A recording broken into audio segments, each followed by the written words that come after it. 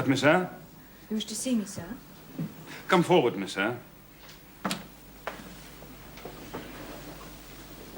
Be seated. Don't draw the chair further off, Miss Eyre. Sit down exactly where I placed it. If you please, that is. Confound these civilities, I'm always forgetting them. Oh, ciel, que c'est beau! Come, child. The master wishes to speak to Miss Eyre.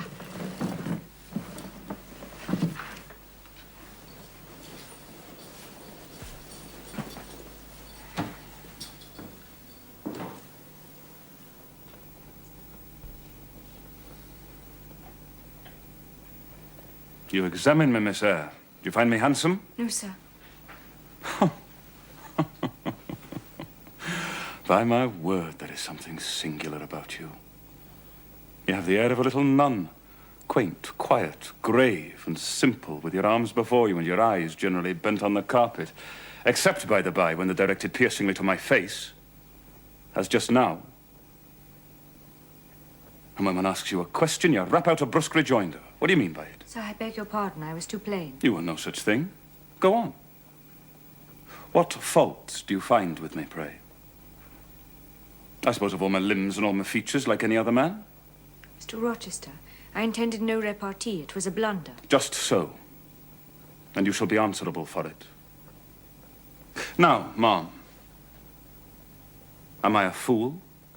Far from it, sir. You might perhaps think me rude if I inquired in return whether you are a philanthropist.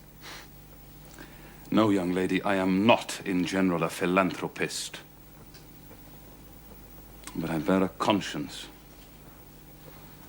When I was as old as you, I was a feeling fellow enough, partial to the unfledged, unfostered, and unlucky. But fortune has knocked me about since. And now I flatter myself that I'm as hard and tough as an India rubber ball. Pervious, though. Through a chink or two still. Does that leave hope for me?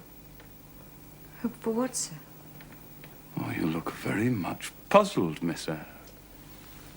I know you're no more pretty than I am handsome. Yet a puzzled air becomes you. Besides, it's very convenient. It keeps those searching eyes off my physiognomy. So, puzzle on. Young lady, I am disposed to be gregarious and communicative tonight. That's why I sent for you. The fire and the chandelier were not sufficient company for me. I can't talk to an old lady or a young child, no pilot, but you. You puzzled me the first evening I invited you down here. But pleased me now to draw you out, to learn more of you. Therefore speak. About what, sir? Oh, whatever you like.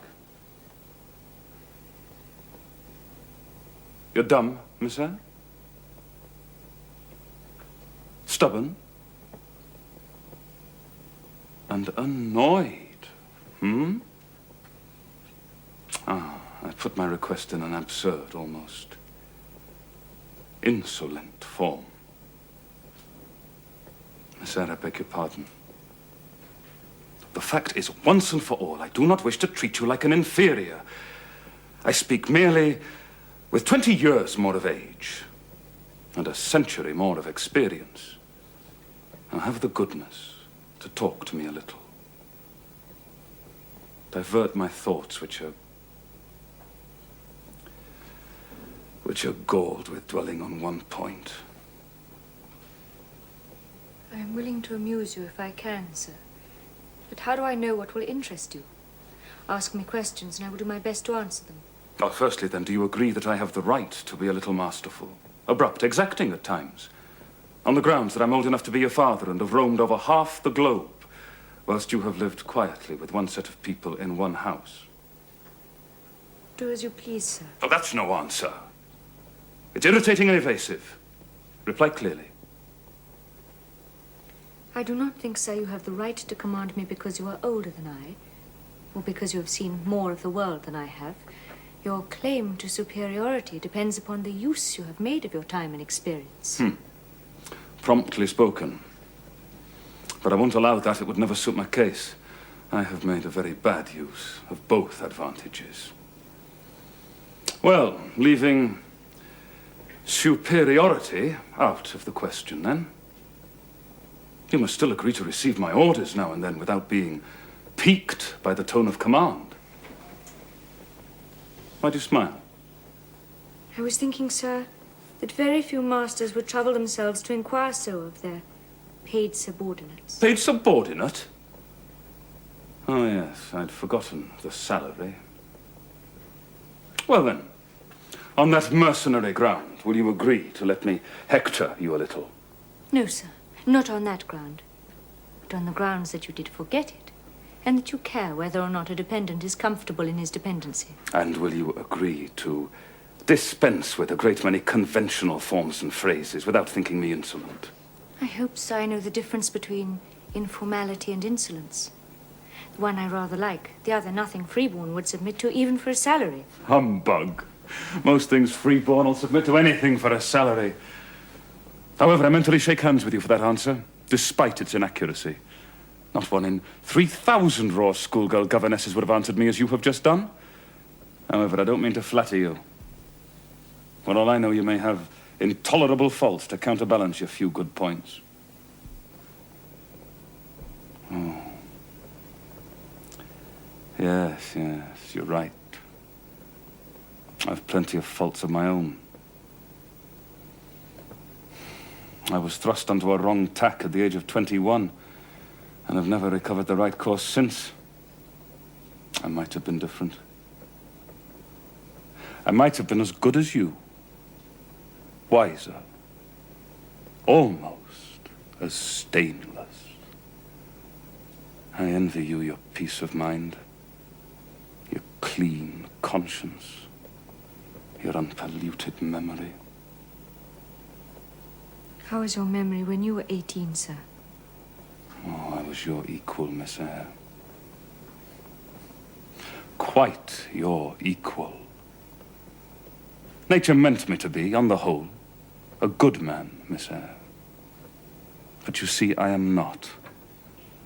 I am a trite, commonplace sinner, hackneyed in all the petty dissipations of the rich and worthless. I wish I'd stood firm. God knows I do.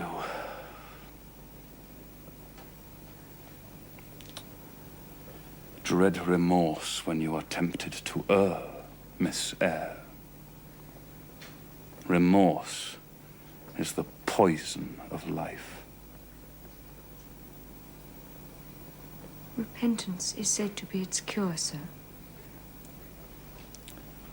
It is not its cure. Reformation, maybe. I could reform, but what's the use? Hampered, burdened,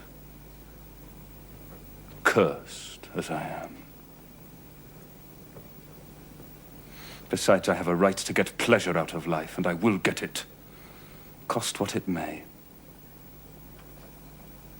Then you will degenerate still further, sir. Why should I? If I can get sweet, fresh pleasure, and I may get it, as sweet and fresh as the wild honey the bee gathers on the moor. See, you're like a little bird trapped in a cage, vivid, resolute, restless, but a captive. Were it but free, I would soar cloud high. To speak truth, sir, I do not understand you. And at this moment, Miss Eyre, I am paving hell with energy. Sir? I'm laying down good intentions, which I believe as durable as flint.